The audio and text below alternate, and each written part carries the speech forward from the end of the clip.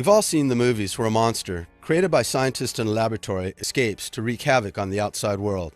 But what if the monster was not some giant rampaging beast destroying a city, but just a tiny amount of seaweed with the potential to disrupt entire coastal ecosystems?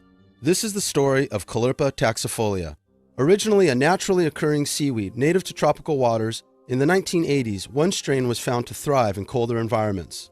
This trait, combined with its beautiful bright green color and ability to grow quickly without maintenance, made it ideal for aquariums, which it helped keep clean by consuming nutrients and chemicals in the water.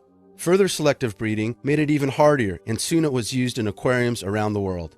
But it was not long before a sample of this aquarium-developed superalgae turned up in the Mediterranean Sea near the famed Oceanographic Museum of Monaco. The marine biologist who found it believed that the museum had accidentally released it into the ocean along with aquarium waters, while museum directors claimed it had been carried into the area by ocean currents. Regardless of how it ended up there, the non-native Caulerpa multiplied rapidly, having no natural predators due to releasing a toxin that keeps fish away. And like some mythical monster, even a tiny piece that broke off could grow into a whole new colony.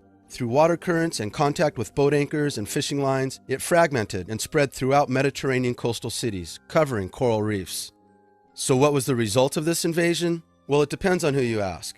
Many scientists warn that the spread of Caulerpa reduces biodiversity by crowding out native species of seaweed that are eaten by fish, with the biologist who first discovered its presence dubbing it killer algae. Other studies instead claimed that the algae actually had a beneficial effect by consuming chemical pollutants, one reason the aquarium strain was developed. But the disruption of a natural ecosystem by an introduced foreign species can have unpredictable and uncontrollable effects that may not be immediately visible. So when Caulerpa taxifolia was discovered at Carlsbad's Agua Hedionda Lagoon near San Diego in the year 2000, having most likely come from the dumping of home aquarium water into a connecting storm drain, it was decided to stop it before it spread. Tarps were placed over the Caulerpa colonies and chlorine injected inside. Although this method killed all other marine life trapped under the tarps, it did succeed in eradicating the algae, and native eelgrass was able to emerge in its place. By responding quickly, authorities in California were able to prevent Caulerpa from propagating. But another occurrence of the strain in the coastal wetlands of Southeast Australia was left unchecked and allowed to spread. And unfortunately, a tarp cannot cover the Mediterranean Sea or the Australian coast.